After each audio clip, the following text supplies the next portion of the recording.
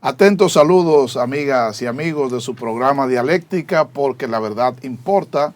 Nueva vez llegando a ustedes con este programa en el que tratamos temas de carácter filosófico, de carácter político, de carácter económico y teológico. Y como de costumbre, bueno, estamos acompañados del doctor Pedro Antonio Eduardo. Pedro, ¿cómo está todo? Muy bien, muy contento de estar nueva vez en este programa tan visto. Y sobre todo en este momento que contamos con la participación de un gran amigo de hace muchos años. Me refiero al profesor Juan Valdés. Buen día, don Juan. ¿Qué tal? ¿Cómo te sientes? Muy buenos días. Excelentemente. Muchísimas gracias por invitarme. Juan, hay que decir de Juan que es un educador de más de 30 años, ¿verdad? Sí. Investigador. Dirige un colegio privado, Así después es director ejecutivo del observatorio director ejecutivo del observatorio educativo de la ADP. Una cosa muy importante también, es un conferencista a nivel nacional e internacional. Así es. Yo creo que tiene un currículum bastante significativo y es mucho lo que ha venido aportando a la educación dominicana y es mucho lo que puede aportar en este momento en que vamos a sostener una breve conversación. Fundador del programa de inglés por inmersión, que ha tenido ya muchos egresados, ¿verdad? Y muchos frutos en el país, en la República Dominicana. Bueno, como ven ustedes, tenemos un programa muy especial. Quiero recordarles de entrada que llegamos a ustedes a través del canal 81 de Altiz, el canal 46 de Win Telecom, el canal 20 de Telecable Dominicano, el canal 647 de Amazon Fire TV, en más de 60 sistemas de cable en las diferentes provincias del país y también en Internet. El profesor Valdés es una de las personalidades más influyentes en estos momentos en lo que tiene que ver con el espectro educativo en nuestro país, especialmente la educación preuniversitaria, porque por años viene realizando investigaciones, observaciones, análisis, crítica y aportes para mejorar las condiciones de la educación de nuestro país. Y esa es la idea. La idea es analizar, observar para aportar. Y sobre esa temática es que vamos a tratar entonces en este programa. Profesor Pedro.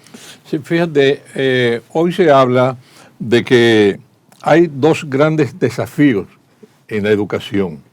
El primer desafío hace referencia a combatir la ignorancia, porque la ignorancia, como sabemos nosotros muy bien, se aferra a la complacencia. Ese es un desafío. Un segundo desafío que se debe combatir o que debemos nosotros impulsar es el de fomentar la curiosidad, la investigación, porque cuando se hace investigación florece el conocimiento. Entonces estamos nosotros en capacidad para discernir, tomar decisiones, etc. Antes de entrar propiamente o haría parte del mismo tema, a mí me gustaría que Juan nos dijera, tomando en consideración el trabajo que él viene haciendo desde el observatorio, y ante estos dos grandes desafíos, ¿cuáles son los aportes que está haciendo en estos momentos el observatorio educativo? Bueno, usted habló sobre combatir la ignorancia, pero esa ignorancia no es solamente estudiantil, sino también, lamentablemente, desde el punto de vista del desconocimiento, es ciudadano y también está en la misma clase docente. Por esto, el observatorio educativo se aferra a la ciencia, a la investigación científica. Nosotros vemos la educación desde dos perspectivas. Primero, desde la perspectiva de un derecho humano y segundo, desde la perspectiva de una ciencia. Lamentablemente, en este momento en nuestro país, ninguna de las dos premisas que definen a la educación están bien sustentadas. Por un lado, la educación pública todavía no es un derecho garantizado a la población dominicana. De ahí viene el tema de la ignorancia que se perpetúa. Por otro lado, tampoco se maneja la educación como una ciencia. Entonces, hoy en día, en el año 2023, en este momento estamos en el peor momento de la educación dominicana de este siglo. Porque por un lado, tenemos años de atrasos, de incumplimiento, de pocos logros. Entonces, por otro lado, también en este momento, la educación dominicana va por un carril sin rumbo. No se identifican dos variables muy importantes. Primero, continuidad de las políticas educativas y segundo, coherencia, pertinencia de lo que se está haciendo en educación. Perdón, Juan, cuando se refiere a la educación dominicana, ¿está haciendo referencia al sistema o al subsistema, al pregrado? No, estamos hablando de la educación preuniversitaria. Preuniversitaria. Lo que vamos desde el nivel inicial, primario y secundario, que es lo que nosotros trabajamos en el Observatorio Educativo. Por eso la Asociación Dominicana de Profesores, ADP, ha decidido encauzarse por el ritmo y por el rumbo de la investigación científica, la investigación educativa. El tema de la ignorancia que usted refiere tiene muchas aristas y una de estas es a nivel ciudadano la indefensión inducida. Lamentablemente, la educación de este país en este momento a nivel público lo que crea es ciudadanos sumisos, indefensos, víctimas y lamentablemente con una autoestima en el suelo. Desde los materiales que reciben los niños, hasta la alimentación que se les da, hasta el ambiente escolar en que estos reciben clases, todo esto lo que perpetúa es ignorancia, conformidad e indefensión inducida. Estamos haciendo a los niños por defecto víctimas y una ciudadanía que no será proactiva, que no será emprendedora, si se continúa en el ritmo en que va la educación pública en este país. Entonces, ¿cómo se perpetúa la ignorancia? Bueno, estamos en la era del conocimiento. Sí. Si usted le niega a los niños por defecto y por diseño un sistema educativo de calidad, usted lo que está perpetuando es ignorancia y pobreza. De hecho, en este momento, en el sistema educativo público, lo único que se puede perpetuar es la pobreza y la misma ignorancia. Pero, profesor, perdóneme, en el año 2011 y en la primera mitad del año 2012, en nuestro país se libró una gran lucha por implementar el 4% para la educación, aumentar de manera significativa la inversión en educación. La población va a sentir una gran frustración al escuchar de una persona tan informada y conocedora del tema como usted, que pese a haberse avanzado en la inversión en educación, estamos viviendo momentos peores que antes. O sea, está diciendo que cuando apenas invertíamos el 2% y hasta menos en educación, estábamos mejor que cuando estamos invirtiendo el 4%. No, Eso es lo una que yo estoy barbaridad. diciendo es que si usted ha acumulado 20 años de incumplimiento y en este momento la educación dominicana no presenta avances, usted está en el peor momento de la educación pública del país. O sea, los niños que tenemos hoy en la escuela no son los niños que teníamos en 2011. El mundo al que se enfrenta la generación que hoy está en la escuela no es el mundo de hace 12 o 13 años. Lo que va a necesitar un niño, un joven dominicano, para sobrevivir en una era digital, en la era del conocimiento, en una era globalizada, cada día se va haciendo más complejo. No obstante, el sistema educativo dominicano lo que perpetúa es provincialismo, conservadurismo y conformismo. De hecho, aquí se está educando una generación victimizada por diseño. Porque vamos a analizar la educación desde dos perspectivas. La del individuo, que es el que va a la escuela a ejercer el derecho a la educación, y la del sistema que debe garantizárselo. ¿De dónde vienen los niños que van a la escuela pública? Insisto, de familias monoparentales, familias de los menores quintiles económicos del país, que socialmente ni siquiera tienen garantías básicas como agua, electricidad, transporte de buena calidad, mucho menos vivienda y mucho menos programas sociales. Entonces, el primer problema que tenemos en ese sentido se llama la ausencia de políticas socioeducativas adecuadas.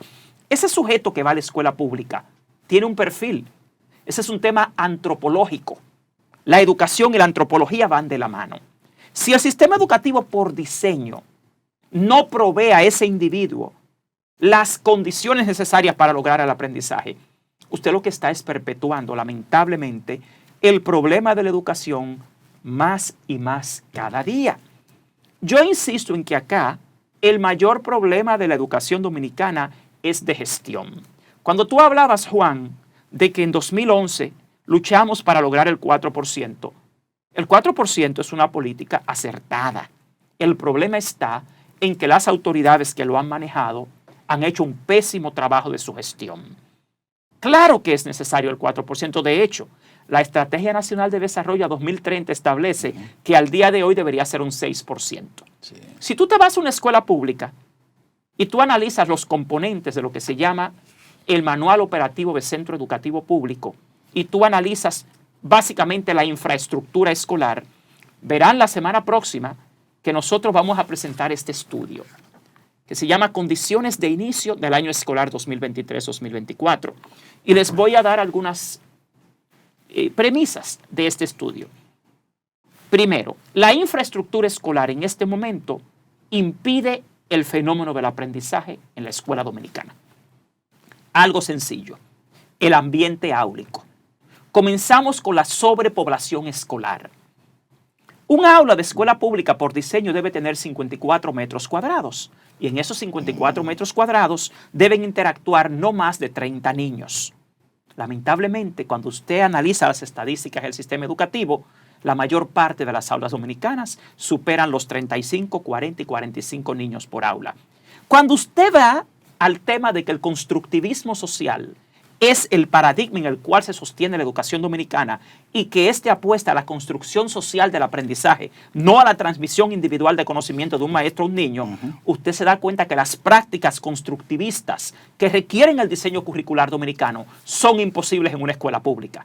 Y te estoy hablando de temas didácticos y pedagógicos. Ahora, ¿qué pasa con el resto del medio ambiente?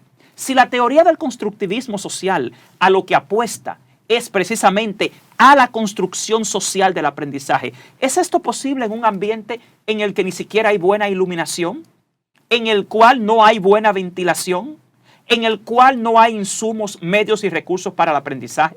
Señores, eso es una escuela pública dominicana. Entonces, si no hay primeramente políticas para poder resolver cosas básicas como la infraestructura escolar, entonces vámonos a lo otro. Los procesos técnico-pedagógicos. Profesor, aquí hay un currículo. Perdóneme, antes de pasar a ese otro proceso, la inversión en infraestructura fue descomunal en los últimos 5 o 6 años en nuestro país.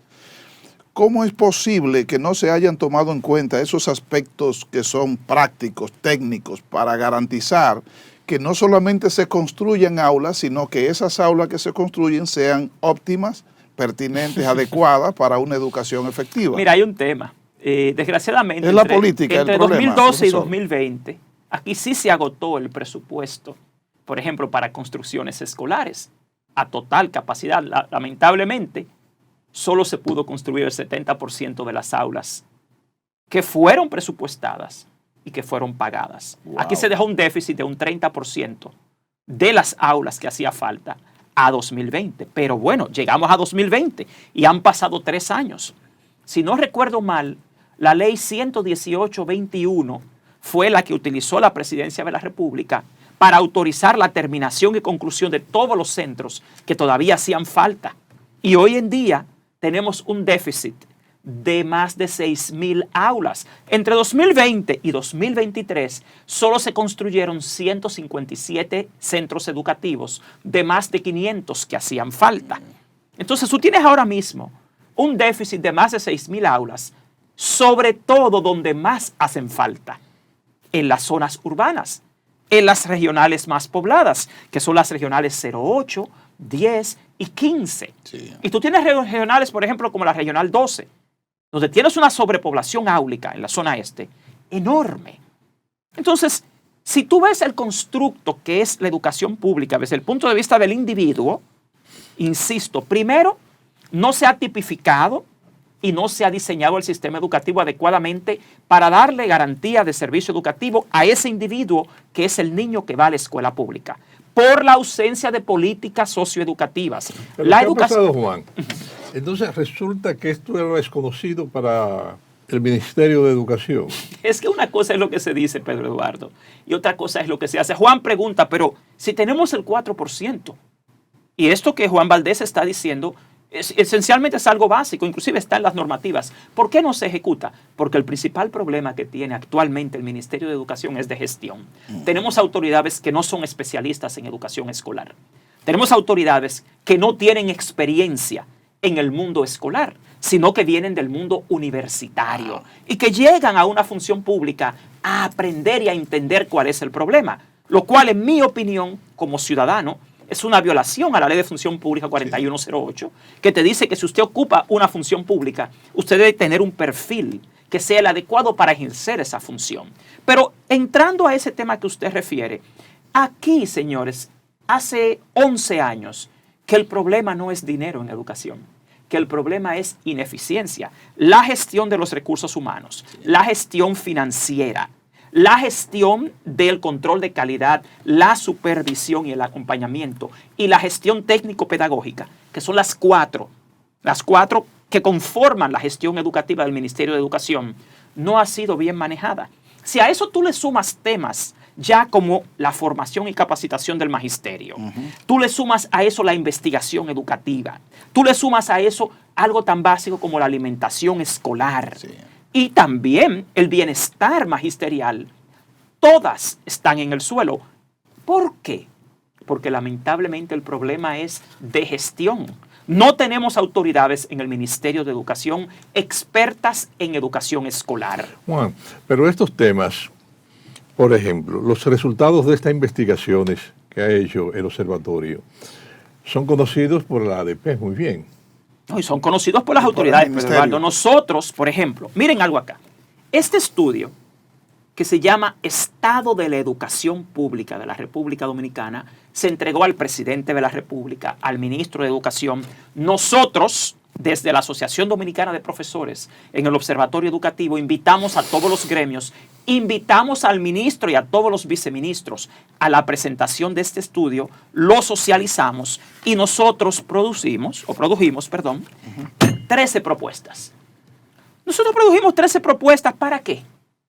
Para mejorar la educación y sacar la educación pública del estancamiento. ¿Qué dice la primera propuesta? Retomar el debate público sobre la ejecución del presupuesto educativo, tanto a nivel de la calidad de la inversión. Juan preguntaba, pero si son tantos fondos, si es un 4%. El tema es que la calidad del gasto en el Ministerio de Educación es pobrísima. Usted tiene, por ejemplo, que las escuelas públicas están en condiciones de miseria. Pero actualmente, en este año, el Ministerio de Educación, sin estar en el presupuesto de este año, sin estar en el plan operativo anual, decide gastar casi 9,000 millones de pesos en comprar vehículos que no están en el presupuesto de este año, que no están en el plan operativo anual. Eso se llama problemas de gestión y de calidad del gasto del 4%. Y serios conflictos, en nuestra opinión, de intereses. Porque usted no puede tener escuelas donde no hay agua, donde no hay buena ventilación, donde no hay buena iluminación, donde no hay libros de texto, donde no hay espacio suficiente para ejercer la labor de enseñanza-aprendizaje, y usted gastar miles de millones de pesos comprando vehículos para el transporte escolar en áreas donde es casi imposible dar un buen servicio porque el parque vehicular es enorme, como Santo Domingo y San Cristóbal, por ejemplo, que es donde más se ha invertido ahora en transporte escolar.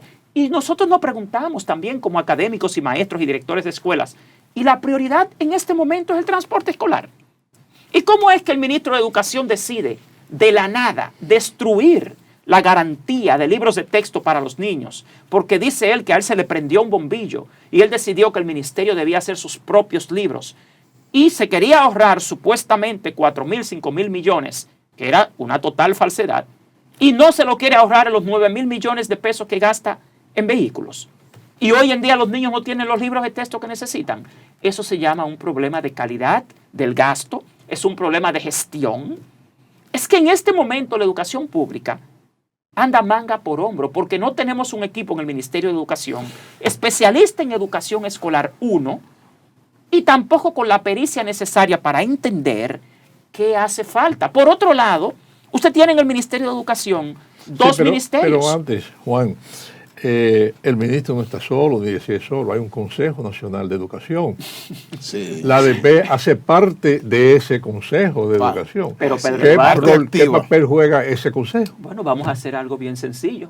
¿Cuántos miembros tiene el Consejo Nacional de Educación y cuántos votos? Porque las decisiones del Consejo Nacional de Educación se dan por aclamación, por mayoría simple. La ADP tiene un solo voto. De hecho, les voy a decir algo con relación a este tema, el tema de los libros de texto, el desastre que se ha hecho aquí con los libros de texto. La ADP votó en contra de que se aprobaran estos libros de texto tan rápidamente, sin una revisión, sin una garantía de calidad. De hecho, el CONEP, el Consejo Nacional de la Empresa Privada, votó en contra. La Confederación Nacional de Unidad Sindical votó en contra. Hasta Educa, que es una institución conservadora, votó en contra. Entonces, si usted tiene cuatro sectores... La Conferencia Episcopal también está representada, ¿verdad? No, ellos no votaron en contra, ellos votaron a favor. Pero ¿cuál es el tema? Que usted tuvo ahí cuatro sectores en contra de esto y aún así no tiene suficientes votos para una decisión. En mi opinión, como académico, como ciudadano, el Consejo Nacional de Educación es una entelequia que es simplemente un sello gomígrafo del ministro del momento, no de este ministro, de todos, porque la conformación tiene una mayoría simple de funcionarios públicos.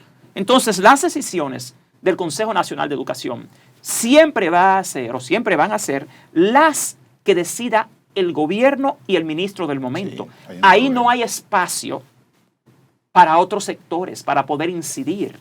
Pero entonces, volviendo al tema de la crisis de la educación, nosotros insistimos en que el mayor problema aquí es de gestión.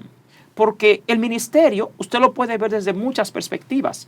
Vámonos a la gestión financiera, como decía Juan, y administrativa. Desgraciadamente aquí, cuando usted analiza en qué invierte el ministerio, sus fondos, no hay calidad en el gasto. Y tampoco, en mi opinión, hay mucha transparencia. Si usted toma, por ejemplo, la formación docente, que es un rubro importante en el gasto del ministerio, ¿qué está haciendo el ministerio actualmente con el docente que lo culpan tanto del problema educativo? En este momento nosotros tenemos ya años solicitando al Ministerio de Educación lo siguiente. Mire, este estudio, que es parte de lo que se le presentó al presidente de la República, al ministro de Educación, recientemente en un convenio que hemos firmado, dice y solicita dentro de las 13 propuestas para sacar a la educación del estancamiento lo siguiente. El Ministerio de Educación debe redirigir los programas del INAFOCAM hacia la formación continua. Primero, ¿por qué? Porque aquí también hubo una proporción importante del presupuesto de la formación continua del INAFOCAM que se dedicó a la formación inicial, lo cual es impertinente e ilegal, porque el INAFOCAM no está para dar becas a bachilleres para estudiar educación, sino por ley para formar al personal del ministerio. Por otro lado, dice, urgimos al INAFOCAM a que cualquier programa de formación y capacitación ofrecido a los docentes se base en un verdadero análisis de necesidades formativas. ¿Cuál es el problema que tenemos aquí con la calidad del gasto en la formación y capacitación del magisterio? Que no tienen un diagnóstico. Las universidades, los institutos, cualquier institución que da servicio al INAFOCAM o al ministerio, le presenta un programa sin un análisis de necesidades. Y los docentes se ven forzados a tomar maestrías, posgrados, diplomados, cursos que no guardan ninguna relación con las necesidades de la escuela donde trabajan y que no va a tener ningún impacto en la mejora de la educación. Entonces, ¿qué te dice la investigación más reciente en educación? Que la formación debe ser situada y que debe estar asociada a la mejora de los procesos de enseñanza-aprendizaje y del ambiente donde trabaja el docente.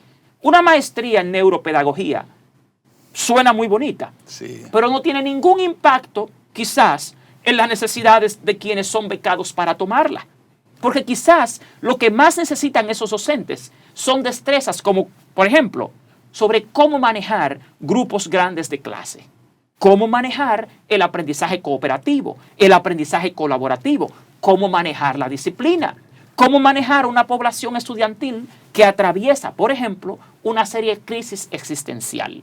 En términos psicológicos, por ejemplo, los niños que van a la escuela hoy en día son víctimas de una crisis existencial Y si entendemos que todas las teorías del aprendizaje se basan en la psicología, yo creo que eso es el tipo de formación que el Ministerio de Educación debería diagnosticar.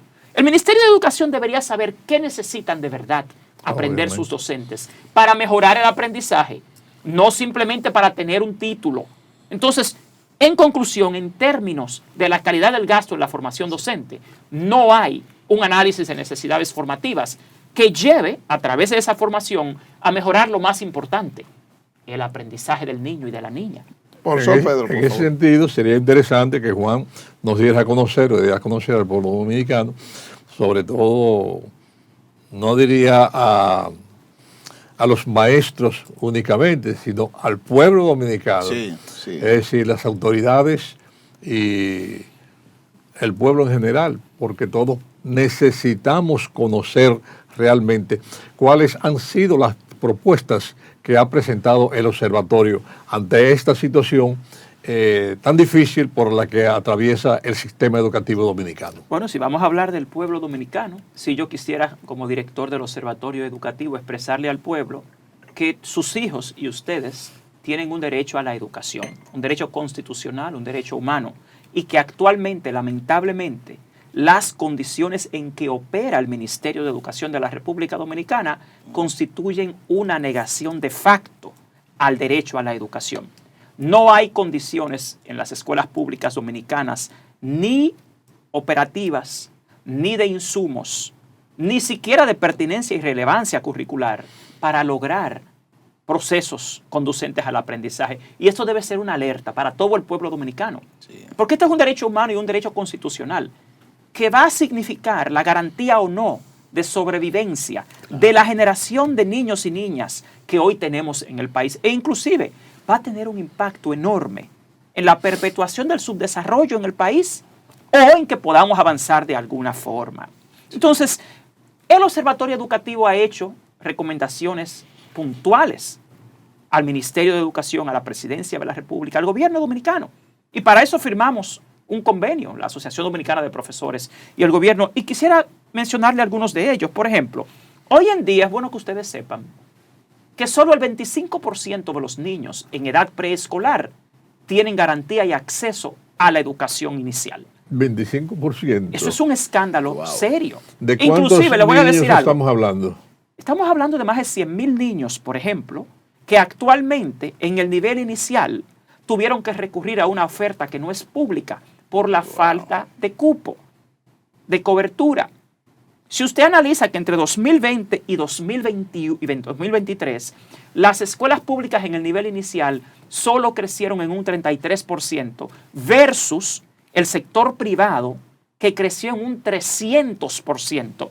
Wow. Señores, ¿quiénes pueden pagar un colegio privado en este país? Y quizás no se entiende que con estas estadísticas lo que se evidencia es una negación del derecho a la educación. Sí. ¿Por qué? Por ineficiencia, por incompetencia, por impericia, por mal manejo, lamentablemente, del Ministerio de Educación y sus autoridades. Y nosotros como ciudadanos y nosotros como investigadores tenemos que alzar la voz de alerta. Y es bueno que el pueblo entienda por qué. ¿Qué está solicitando en este momento la Asociación Dominicana de Profesores al gobierno para mejorar la educación? Primero, priorizar la expansión del acceso a educación pública de calidad a la primera infancia, que es donde mayor rezago realmente tenemos. Número dos, nosotros solicitamos a las autoridades el cumplimiento estricto de los requerimientos de infraestructura y de servicios básicos de cada escuela, sobre todo los aspectos de adecuación de espacios y mantenimiento. Señores, yo quiero que ustedes entiendan algo, y esto es a la ciudadanía. Enviar a sus hijos a la escuela no es ninguna garantía de educación. Nosotros, como padres y madres que enviamos a nuestros hijos a las escuelas públicas, tenemos que velar porque el servicio educativo que ellos reciban en esos lugares que llaman escuelas realmente sea conducente al aprendizaje. Y actualmente no hay condiciones para lograr tal cosa. Los niños realmente lo que reciben hoy en día, en nuestra opinión técnica, es más un servicio de guardería y de contención en un lugar cerrado que del derecho a la educación. Y vamos a hablar claro. Usted ve todas las pruebas que se dan en este país y te evidencian que no hay resultados de aprendizaje. Entonces, primera premisa, ir a la escuela per se no es garantía del derecho a la educación. Segundo, no hay condiciones infraestructurales en las escuelas públicas dominicanas que faciliten el aprendizaje. El aprendizaje es un binomio, por un lado cognitivo y por otro lado emocional. Y parece que nuestras autoridades no entienden que el simple hecho de que las aulas de escuelas públicas no tengan buena ventilación y buen mobiliario tiene un efecto que es lamentablemente negativo en los procesos cognitivos y emocionales que conducen al aprendizaje. Ir a un aula y escuchar a un maestro no es aprendizaje. Entonces hay que recordar que nuestros niños pasaron 10 años sin libros de texto en la escuela pública también. Y que ahora mismo los niños, cuando usted revisa qué ha pasado con los libros, más del 90% de los niños de las escuelas públicas no tienen todavía sus libros de texto. Y ya hemos denunciado en el Observatorio Educativo, y la misma ADP dirigió una comunicación al ministro de Educación denunciando 10 libros de texto que estaban mal hechos en el nivel primario. Sí. Entonces, vamos a estar claros. Aquí lo que hay es una negación del derecho a la educación. Y no hay condiciones psicocognitivamente emocionales para usted lograr mejores aprendizajes en las escuelas públicas. Entonces, aquí eso debe ser un tema de debate nacional. De hecho, yo invito a las instituciones de la sociedad civil, a los partidos políticos, a toda la sociedad, a que en este momento aquí se inicie un debate sobre la garantía del derecho a la educación, porque no lo tenemos. Aquí garantía del derecho a la educación tiene quien puede pagar, quienes van a colegios bilingües, a colegios privados, pero la mayor parte de la ciudadanía, que son más de 2 millones de niños, no tienen garantía. Y algo peor, señores, una de las razones por las cuales este país no ha avanzado es por una condición de psicología social que se llama la indefensión inducida. El pueblo dominicano se ha rendido y ha pensado que esto no lo salva a nadie, que esto no va a mejorar. Pero eso es un instrumento, lamentablemente, de ingeniería social, de control mental de las sociedades, que lamentablemente en América Latina se ha perpetuado. ¿Dónde se rompe la indefensión inducida? En la escuela.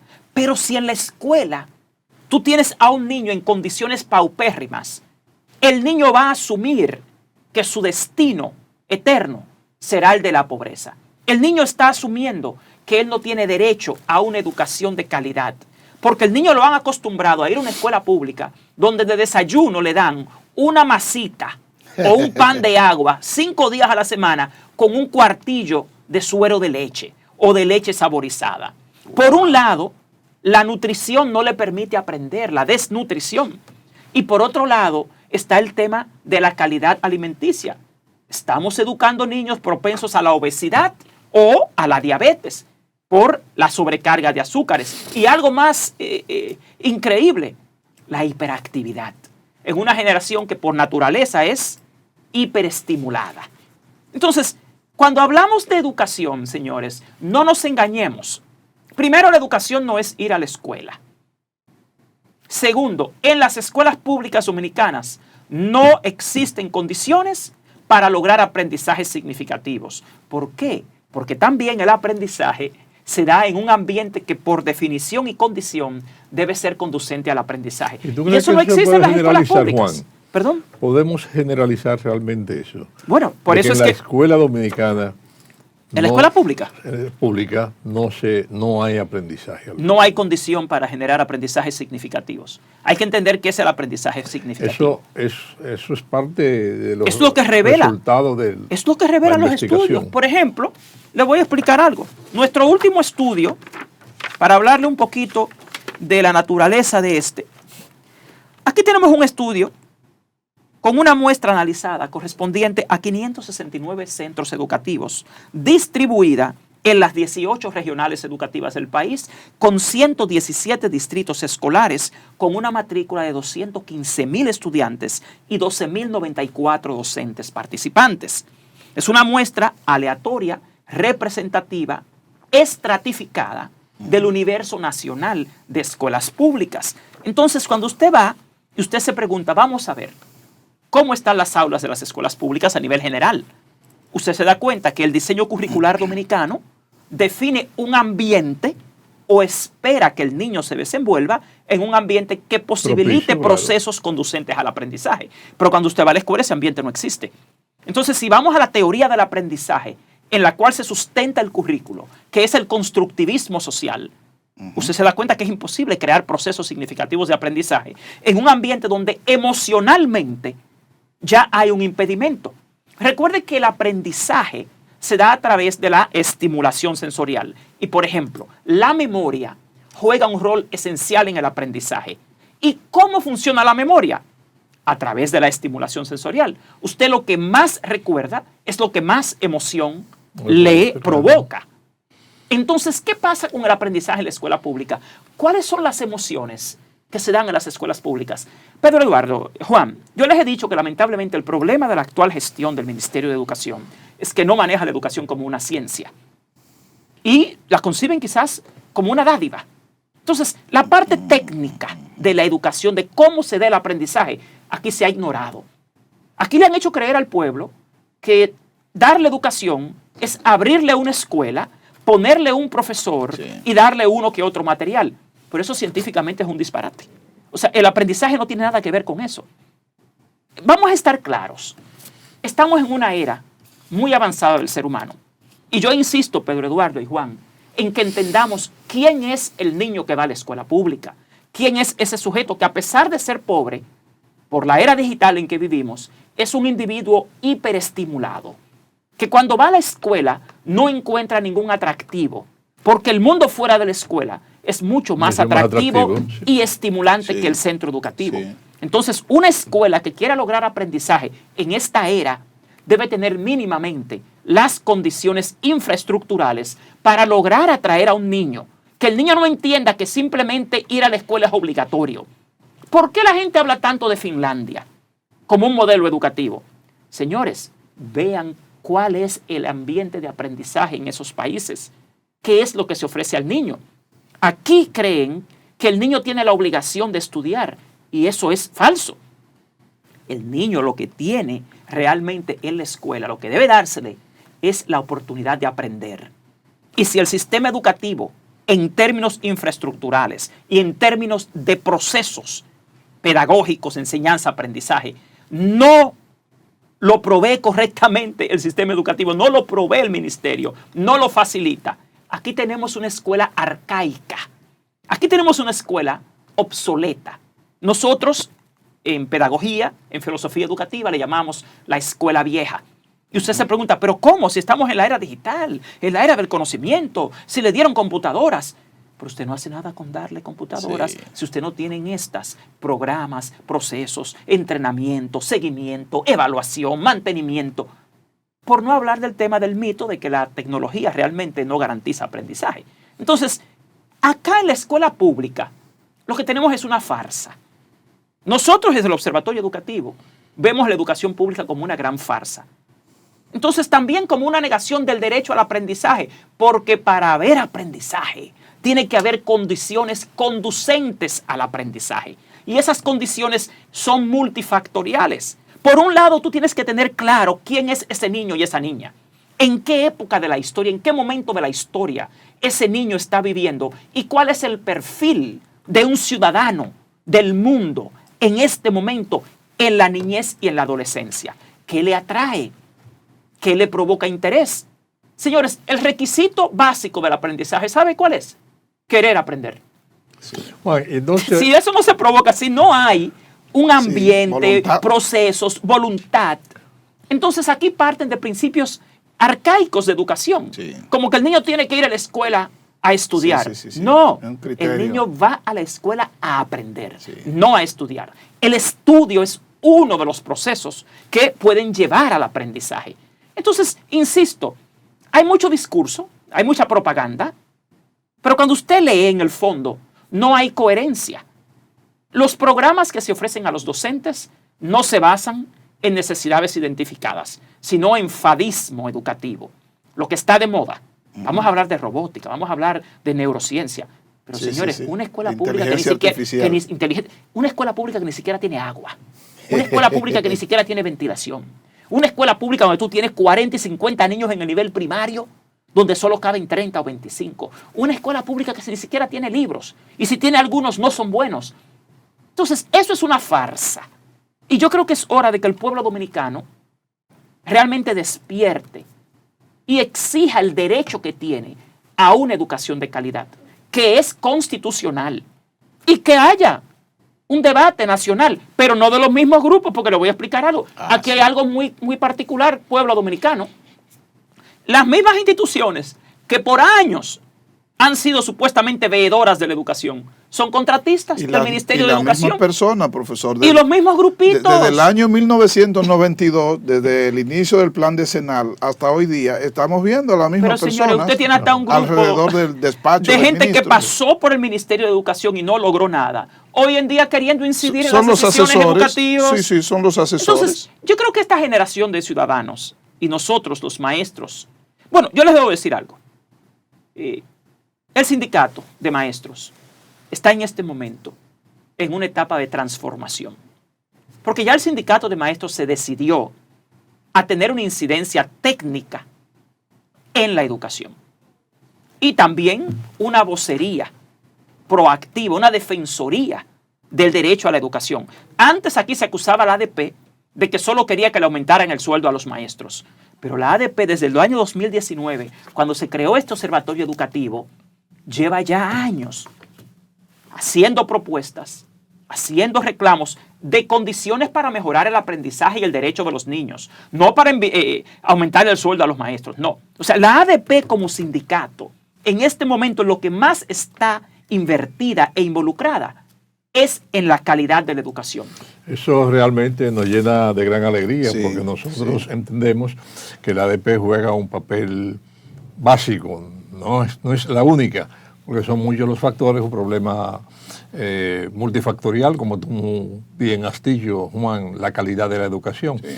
Pero el oír eso de ti, justamente, el saber que ellos están implicados, están comprometidos y están dispuestos a dar el gran salto que hace falta en este momento, eso no debería. Pero hay algo muy interesante, mire, sobre la ADP hay muchos mitos y en mi opinión hay mucha desinformación y mucha difamación. Aquí, por ejemplo, acusan a la ADP cuando hace un paro de que le niega el derecho al niño a la educación. Y yo les voy a explicar algo. Desde 2012 hasta el día de hoy, el Ministerio de Educación ha provocado 200% más pérdida de clases que las huelgas que ha hecho la ADP. Primero, algo sencillo. El diseño curricular dominicano requiere de talleristas para la jornada escolar extendida. Usted va al día de hoy a una escuela pública y no hay talleristas. ¿Usted sabe lo que implica eso? La pérdida de 4 horas semanales de clase. Multiplíquelo por el número de semanas que tiene un año escolar. Señores, aquí se provoca más pérdida de clases por incumplir el Ministerio de Educación con el nombramiento del personal que necesitan las escuelas que si la ADP hiciera una huelga mensual. Y aquí nunca han hecho más de 5, como mucho. Usted busca cuántas protestas ha hecho la ADP en los últimos 8 años. Y ni siquiera es el 1% de la cantidad de clases que se pierde, porque el Ministerio de Educación no ha sido capaz de nombrar el personal necesario para cubrir en las escuelas los puestos docentes que hacen falta. Aquí quien más provoca pérdida de clases y le niega el derecho a la educación y al aprendizaje a los niños es el Ministerio de Educación. Entonces también aquí se ha querido demonizar, satanizar el derecho ciudadano a la protesta, que es un derecho constitucional. Por ejemplo, ¿por qué ha protestado últimamente la ADP? Y otra cosa, que también confunden seccionales con toda la ADP. ¿Qué es la ADP? La ADP es un conjunto de 155 seccionales. Si una seccional hace un paro por una razón justificada, usted ve en la prensa que dicen la ADP suspende clases. No, una de 155 seccionales suspende clases. Hay un afán también aquí, lamentablemente, de grupos de intereses, de descalificar a la clase docente, de descalificar el sindicalismo, de descalificar las protestas justificadas. Inclusive los mismos grupos que usted ve en el Consejo Nacional de Educación, que son parte del empresariado, en sus propias empresas no permiten el sindicalismo. Entonces aquí hay toda una narrativa, toda una relatoría en contra de la figura de la clase docente y de la figura de la protesta, que en mi opinión, uno de los mayores problemas que tenemos en este país es que no se protesta suficientemente.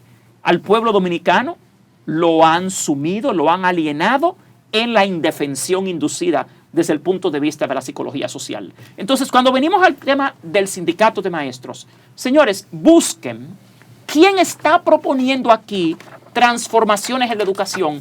Es el sindicato. Las protestas del sindicato, que son muy pocas, en mi opinión son muy pocas, son para redimir los derechos de los niños. En esta misma semana han querido cuestionar a la seccional de San Francisco de Macorís porque paró clases. Pero ¿usted sabe por qué paró clases?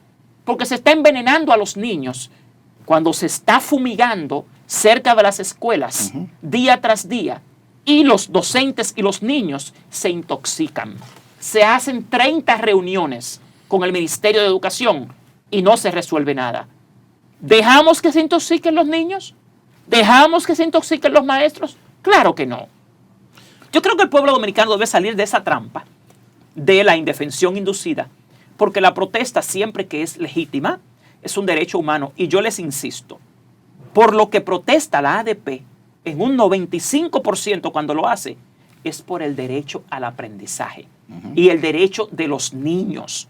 Aquí hay otros mitos, inclusive, como de que los maestros ahora están en su mejor momento, que están en las mejores condiciones de la historia, y es todo lo contrario.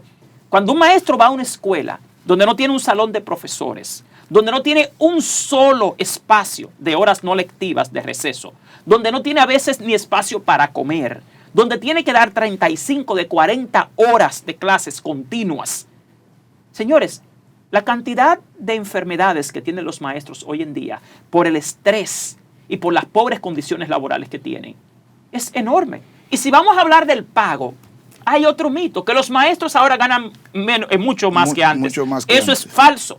Hoy en día un maestro gana menos que hace 20 años. Si usted quiere verlo, analice las variables económicas del costo de la vida, del ingreso per cápita. No confundamos, por favor, el árbol con el bosque, dice un filósofo, porque no estamos viendo el macro educativo. Aquí y no estamos exigiendo mejor remuneración. Lo que está exigiendo hoy en día la Asociación Dominicana de Profesores es que se den en las escuelas las condiciones infraestructurales, procedimentales y de insumos necesarios para garantizar una educación de calidad. Debo aclararles algo, porque también se engaña a la población. Señores, el maestro no enseña. En la educación moderna, el maestro es el agente que crea procesos conducentes al aprendizaje. O sea, cuando nosotros fuimos a la escuela era distinto. En mi época yo fui a una escuela que se enmarcaba en lo que se conoce como la escuela cognitivista. Hoy en día estamos en una escuela constructivista. Lo que enseña a un niño son procesos, no son palabras. Entonces, para usted crear procesos conducentes al aprendizaje, el niño tiene que estar en la condición emocional y en la condición cognitiva apropiada. Y eso en las escuelas públicas cada día se hace más difícil. Entonces se le ha creado al niño dominicano una mentalidad de conformismo, una mentalidad de pobreza, de que porque él es pobre va a una escuela que no tiene agua, que no tiene buena iluminación, que no tiene buena ventilación, que no tiene buen mobiliario, que no tiene buenos libros. ¿Y cómo vamos a tener un mejor país así? Y eso no tiene que ser así, porque les soy muy claro. Yo dirijo un colegio bilingüe internacional. Y yo le puedo decir a ustedes que ningún colegio privado tiene más fondos que una escuela pública o el Ministerio de Educación. Cuando usted divide la distribución del 4%, claro. Entonces el Estado tiene más recursos que nadie. Aquí lo que no tenemos son autoridades, primeramente que tengan quizás la pericia técnico-pedagógica, educativa, procedimental. Y por otro lado, aquí hay un tema también de voluntad. Yo no sé cuánta voluntad hay aquí en que en verdad los pobres salgan de la ignorancia y tengan una mejor educación, porque los hechos, lo que me dicen a mí, los resultados, es que no hay mucha voluntad o es que no hay mucha pericia. Bueno, profesor Pedro, se nos fue el tiempo, qué barbaridad, vamos a tener que hacer otro programa con el profesor. Y nos quedaron algunos aspectos, la formación docente, claro, prueba PISA, etcétera. Son muchos los docentes queremos la mejor formación posible. Y yo quiero concluir con algo, quiero aclararles algo. quienes estamos exigiendo mejor formación somos los docentes. Por eso tiene que hacerse con un criterio.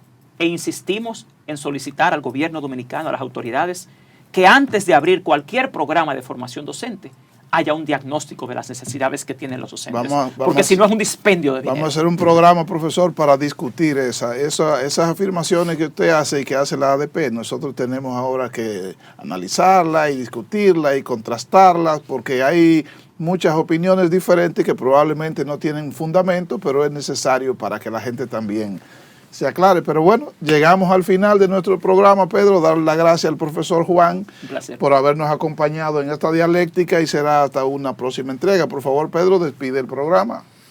Bueno, la verdad es que hemos estado muy complacidos, Juan, con tu presentación. Yo pienso que nos ha iluminado bastante. Y a los amigos televidentes que les invitamos para una próxima entrega. Y agradecemos, por supuesto, el que estén atentos siempre a Dialéctica. Hasta luego. Su Mundo TV.